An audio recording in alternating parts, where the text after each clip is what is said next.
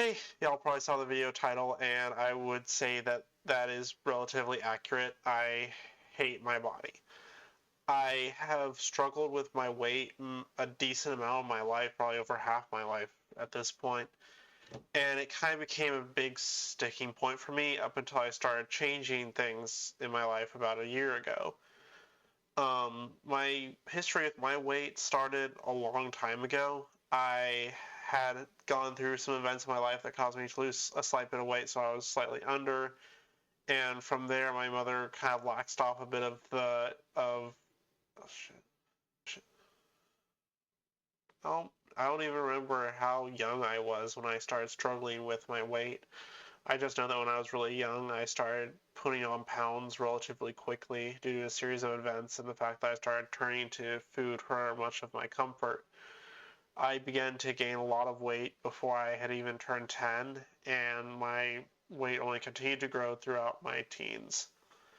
It was kind of, especially in my later teens, a combination of poor dieting and a lack of a consistent schedule. My mother was in charge of most of the food in our home, but there was no like we eat breakfast, lunch, or dinner consistently at these times, or we have this routine for our day. So we were always asking, when's dinner? When is this? When will we have more food? Stuff like that. It was kind of the only like thing in our house that my entire family kind of came together on, if that makes sense. And it became a problem in my life that my family noticed, and my mother would often comment on it, often out of the blue. My oldest brother would often use it for teasing, if not straight up bullying, and it became something I became very insecure about. And when we start talking about insecurity, especially in regards to weight, we have to discuss the concept of body or fat shaming. My mother would routinely fat shame us when she did it in our household, especially when I was really young, before I came out as non-religious. She would often kind of roll it into our religious beliefs. We were always raised to be essentially good witnesses in our house. That's the term that we used in our religion. And my mother believed that being overweight or unhealthy was a bad witness to people outside of the home. And she would often describe how bad it looked to everyone who's viewing us from the outside. She didn't really make too many changes though. That we would still buy snacks and snack foods, and a lot. We'd have pasta very regularly. There's nothing wrong with having pasta sometimes, like maybe once a week, but when you have it every few days, it can start to add up. A lot of carbs. Um, and in regards to fat shaming, something I often hear as we're going down my list of talking points here, something I hear very often in regards to fat shaming is these people who make the argument that we need to bring shame back, we need to bring bullying back, because if you bully someone in regards to their weight, it will encourage them to change. And I don't agree with that notion whatsoever. When I was growing up, and my mother would often come into the room and start telling me how awful it looked that I was gaining so much weight, it didn't encourage me to lose weight. It did not encourage me to uh, it encouraged me to eat or diet better. It just made me feel even shittier about where I was and what I looked like, and drove me further into using food for comfort, because she wasn't offering any comfort. She wasn't offering a solution. She was just going in on me because it was something she could go in on me for, which was a common behavior in our household. That being said, I do think not liking your body can be a good thing, especially in something like my case. When I don't like something, my immediate drive is to try to change it or correct it. And I think that's a very healthy drive to have. I see a lot of people who complain about their weight or complain about something in their life, but they're not like driven to change it. They're not driven to like take the steps necessary to fix it. And something I run into a lot is that they they find their current situation mildly discomfortable. Like they don't like their weight, they don't like their income level, they don't like their current uh, financial crisis, stuff like that. but they don't want to eat better, they don't want to exercise, they don't want to get a higher paying job or work more hours, they don't want to budget better. And this kind of builds up where they don't like their current situation, but they don't hate their current situation enough to change it. They have an odd mentality where they're going to endlessly tell you that they hate something, but they're not actually going to hate it enough that they're going to change it. They're not going to take action on that feeling. And when it comes to like absolutely hating the way you look, if you do absolutely hate it, I think it would push you to actually changing the way you feel. There is one other the way you behave. There is one other option, and I'll talk about that a little bit later in the video. But at the end of the day, I think that is kind of the primary driver for me, is a hatred of the way I look. And the reason I want to discuss what made me decide to change and how other people responded to that, is because it's kind of been on my mind a lot, and it's something that I feel like some other people don't really seem to connect with, especially when I get to how this is interacted online and in person in conversations with other people. So going into what made me decide to change, like I said, hating my body, when I was probably 14, 15, it was before I got a job, but after we had moved to this one house, I would remember going to bed and I'd feel so fucking exhausted. Like I had lived a very sedentary lifestyle, which I still to an extent do. But I would go to bed. I had done nothing that day, but I would be worn out. I would then sleep, and I would then get up feeling exhausted. And to an extent, I still sometimes feel that when I don't get a good sleep cycle. But having lost 100 pounds from where I was at that time, I definitely am in a better place in regards to my energy levels. I know I knew I didn't look good. This is something that I ran into, especially when I moved out and started trying to date. I think people do care about your appearance, even if they pretend they don't. And I know this is kind of a controversial take, because we've had essentially decades of this propaganda that says, oh, you're perfect the way you are. Oh, if they don't accept you for how you look now, then then they don't really love you.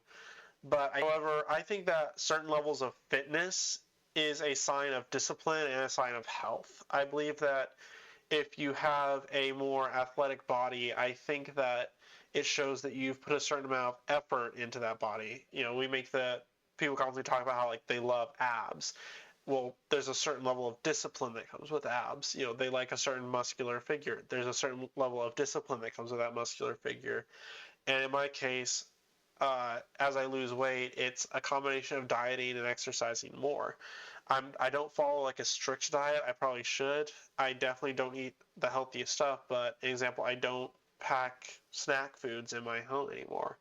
I think the current snack foods I have are a little bit of popcorn, non-buttered, and some apples, because I can eat those in larger volumes without going way over calorie count, if that makes sense. I first started dieting, exercising more due to some inspirations I got from online. The first show I found that really convinced me to lose weight was a show on TLC called My 600 Pound Life. When I first started watching it, I was over 290 pounds at the age of like 18 or 19. And that show scared the shit out of me. I mean, I'm watching as these people who are double my weight, are breathless and struggling to get in and out of bed, who are completely incapable of doing the most basic of tasks, and it suddenly hit me that, holy shit, I'm halfway there. And that really started setting me on the path towards fixing my body, towards living in a more productive and healthy lifestyle. When I started looking for like better advice, I ran into Kiana Desherty. I don't remember if I've ever heard her actually pronounce her name, but I hope I pronounced it right. I'll put a link to her in a pinned comment. I hope you all check her out. She does a lot of stuff on like the science of especially things like the fast food or drive-thrus, was where I first got started watching her content, because a lot of the food that we eat, when we don't realize it, a lot of the food that we eat is actually engineered to make us eat more. And that was something that really opened my eyes in regards to my food addiction. And the other one, of course, was Michelle McDaniel, who she doesn't give as much like specifically dieting advice, but she does poke fun at some people on the internet, and she is very entertaining. So I'd really recommend checking her out. I'll put her in a link description as well. I'll also point y'all to some clips from my 600 Pound Life, so y'all can see what I'm talking about in that show. But as I began today, and as I moved out, and as I started to fix it, as I mentioned, people were saying that my weight didn't matter, that we should be happy how I am. And a good example of this is when I was not currently with anyone, I started seeing someone who would come to my apartment and we'd hang out, watch movies and shit. And I could tell that I felt like there was some chemistry, but I could tell that he wasn't like physically into me, right? But whenever I'd mentioned that I was working out, or that I had lost some weight, or that I was working on losing more weight, or that I was eating healthier, something he'd say is every single time and without fail, and it began to drive me up a wall, either over text or in person. So long as you're happy with your body and where you are right now, that is all that matters. And it was repeated ad nauseum anytime I spoke about my health journey or weight loss or any form of working out or improving my physical appearance. That's the line that would come out. And it felt so robotic because it felt like what in psychology is called a thought-stopping cliche. I'm not a psychologist, but it's something that I've learned to spot ever since I started deconstructing my religious views, and it's something I have grown to loathe over the years.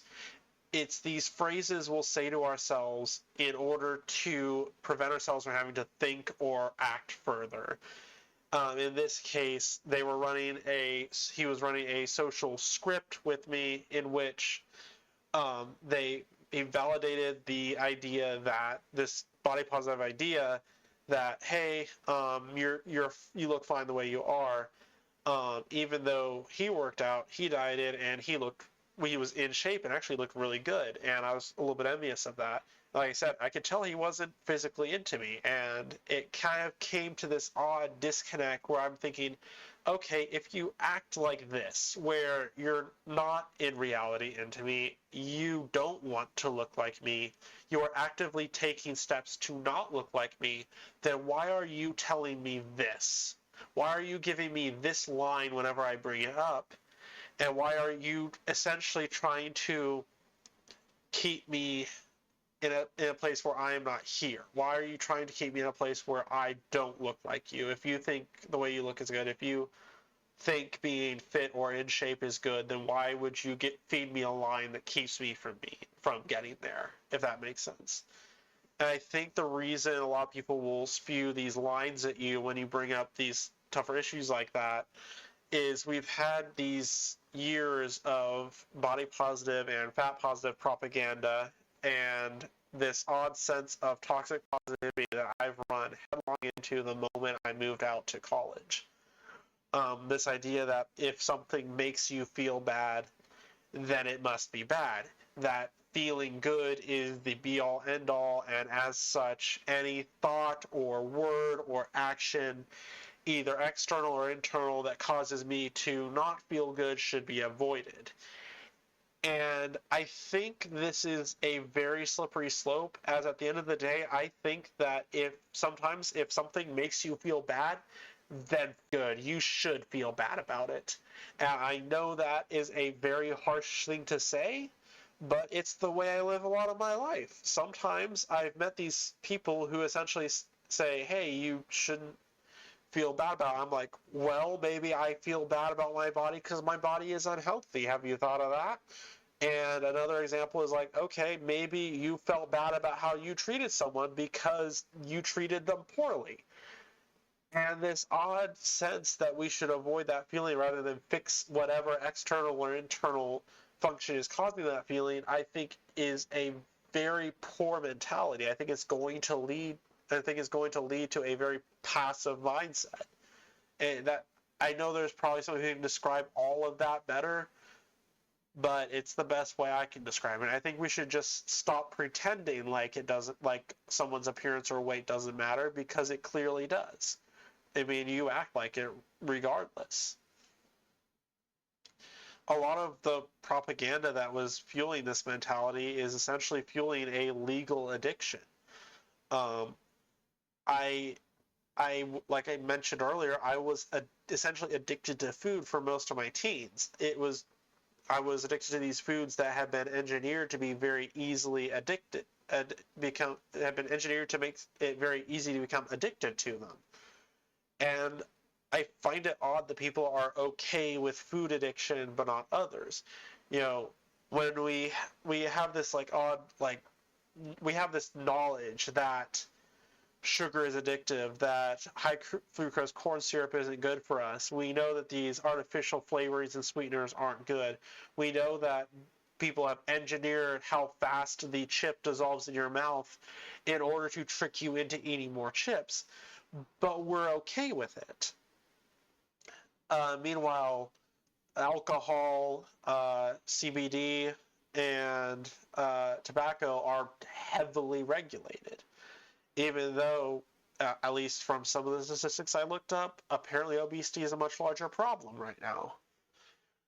And I guess what I'm saying is that I got tired of being addicted. I got tired of looking like this, and I started wanting to change. So I've started eating better when I can and where I can, just small changes. I still eat snacks. I still eat out sometimes. I still like pizza. I still eat some sweet treats at events or whatnot. But I am also working out. I have stopped keeping sweets in the home, and I've started trying to build some muscle on my body. I don't really have much progress, but I mean, I have that. I still need to lose all this, but I don't know. It's hard right here, so I take pride in that at least. I've started following essentially a 5-day workout plan where each day I spend about 1 hour in the gym just doing some exercises to build a little bit of muscle in a different part of my body. And I've started adding on a few extra exercises here and there to work out some spots I'm a little bit insecure about and that I want to improve. But it's hard. And I think that I've run into this odd point where I've plateaued a little bit and I know I need to do more, and I'm going to have to do more if I want to lose, especially my belly fat, because that's the hardest fucking place. The first of the fat came off my fingers, and if y'all know me, then y'all know I used to wear a bunch of rings, and part of me losing those rings was because I kind of de-emoed a bit as part of my dating strategy, but also because the ring straight up would like fall off my fingers because the roll of fat right here that was like keeping my example on this finger, I think it was my eagle ring on, the fat that was keeping that ring on my finger actually has disappeared and the eagle ring would fall off. It's been made a little bit harder by my social aversions to things like the gym. I knew some people who were like really into fitness and would work out a lot and diet a lot, but a lot of them I found had this weird aversion to helping other people work out.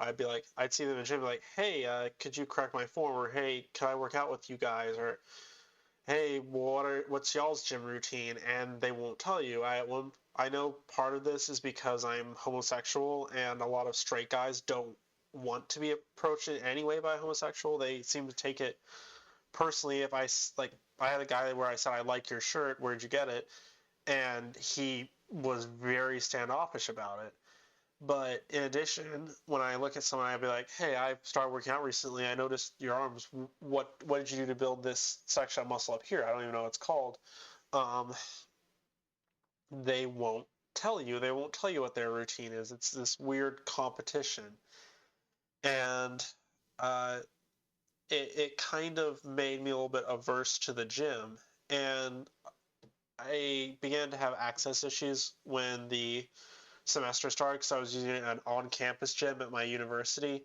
And when I moved off campus, it became even harder. So I've ended up started paying a subscription to a gym membership off campus. It's 24 hours, so no matter how late I get home or how late I finish my homework, I'm able to go to the gym and get that hour in doing weightlifting to get my exercise in for the day and burn some calories.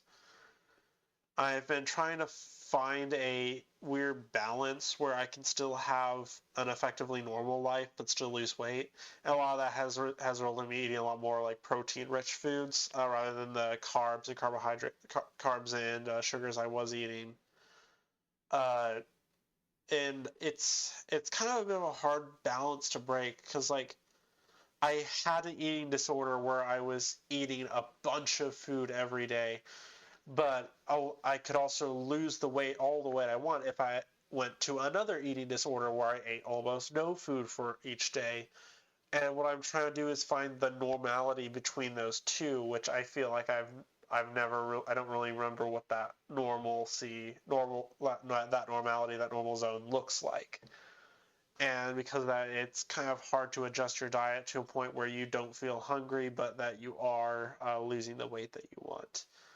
So as we approach the end of the video, I guess I just wanted to talk a little bit about how I see people viewing weight loss and how weight loss has changed my life currently. It's a weird...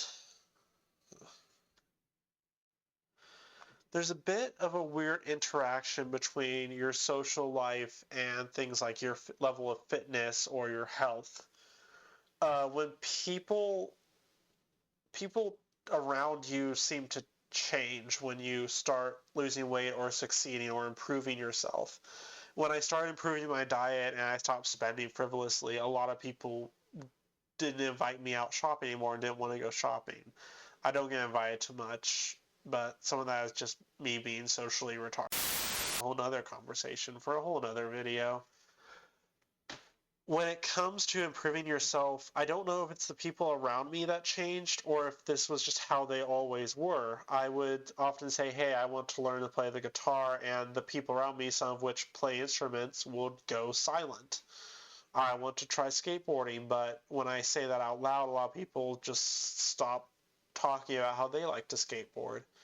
There's a lot of things in my life I haven't improved or haven't tried, but when I start trying to improve it or start trying to try something new in my life, I often find that people start distancing themselves, or they start like the earlier scripts where they tell me that it's fine and I don't need to improve it.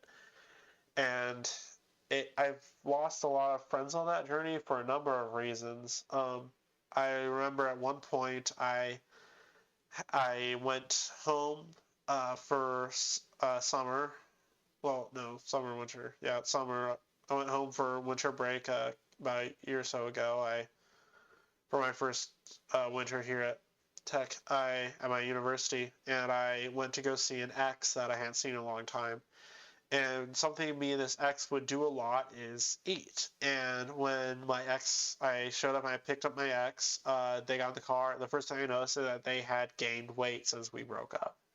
I hadn't seen them in like a year. And they commented on how I had lost weight. And we went shopping in the mall for a bit, and we hung out and we caught up and we saw how each other was doing. But near the end of the day, we had a huge disagreement about where we wanted to go to eat. I was recommending this small, like, Chinese shop in the mall, but they really wanted to go to a buffet, and I ended up having to basically pull I have the car keys, we're going to this, like, single-serve shop in the mall. And I was probably harsher than I needed to be, but I knew I couldn't go to that buffet because I knew I would overeat. And they didn't really want to hang out the rest of that break, even though we still talked, and we still talk sometimes. They're a good friend, but it kind of opened my eyes to the way that people change, or that they aren't going to, or the way that they won't support a change in your life. It's kind of hard when you're in that dynamic to see which it is. I don't know if I changed and this drew distance from them, or if they changed and grew distant from me. But at the end of the day, I've been trying to surround myself with healthier people. It's something I did a lot that I found helped. Like, I try to hang out with people who don't eat as much as me, and by extension, I stop eating as much because they don't center as many of their hangouts and activities around food. But by that same token, a lot of like healthier or more active people often don't want to hang out with me because they view me as like the fat kid who they don't want to have to drag behind them, even if it would be good for me. And a lot of the distance that's grown between me and some of the people I used to hang out with, a decent amount of it surrounding my improvements in health happen because a lot of them aren't as motivated, or they don't care as much, and because they know that they deep down that they're not healthy or that they're not living as they should, it often makes them uncomfortable when they start seeing someone put in that effort and get the result. I see a lot of excuses from people for why they weigh as much as they do. And honestly, I don't believe a lot of it. I see these people who are like, oh, I can't cook at home. I'm like, it's actually really easy to cook at home. I do it all the time. You can find it on YouTube and TikTok. I'd really recommend it. I see a bunch of specifically women who blame this mysterious undiagnosed thyroid issue that is completely unnamed and has never been examined by a doctor or science, and whose one and only symptom is that it prevents them from losing weight. I don't believe you. I think that's an excuse. And what's happening is that when someone around them says, hey, I'm dieting, I'm exercising, and look, I've lost 100 pounds like I did. I used to be 290, now I'm 190, now I'm like about 190. They get really uncomfortable. They don't want to. They don't want to see some. They don't want to see evidence that at the end of the day, if they dieted and if they worked out, they could lose weight. It makes a lot of people very uncomfortable, and I think that they essentially will shy away because they see you succeeding where they know they aren't succeeding, and that a lot of that is because of your hard work, and they want to attribute it to something else. They want to attribute it to the aforementioned mystery thyroid issue rather than attributing it to the second bag of chips they've had that day. I, apart from the negatives of getting healthier, I'm feeling a lot better and more confident. I found when dating that even though I still struggle with my words and thoughts, and I still have a lot of issues in my life, I feel better. I feel more energized throughout the day. A lot of that has to do with my consumption of a morning protein shake and my crippling caffeine addiction. But that being said, I'm not going to bed exhausted the way I used to. And I think that a lot of my energy and confidence is coming from the fact that I'm not carrying around that extra 100 pounds. And I think I could get even better the further I go. In conclusion, I'm not where I want to be, but I'm on my way there. I know where I am, which is 190 pounds. I could do more, but I'm still working on it. I'm working out, right? And where I want to be, which is like generally decently healthy and decently fit. I don't think I'm ever going to be like Hollywood hot or beach body ready, but I think I could live in a thinner body than I do now. I think I could live in a much healthier with a much healthier physique. I'm not always the person I want to be regardless. I do have days where I break my diet and sometimes I miss the gym, but that can be said for just about any area of, I think, anyone's life. We don't always hold ourselves to the ideals or the changes we want to see, but if we're working on it and we're actually putting in effort, I think we'll see results.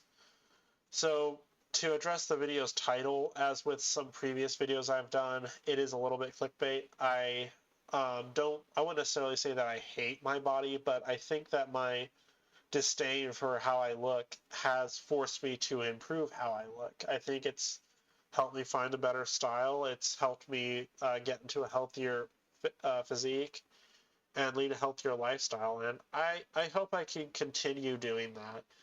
If you resonated with anything that you heard in this video, then great, let me know in the comments. I hope someone understands what I'm saying. I would also like to apologize for my voice in this video. The weather has up. I'm having a little bit of nasal issues. Once that's clear, I'll be back to a much better voice.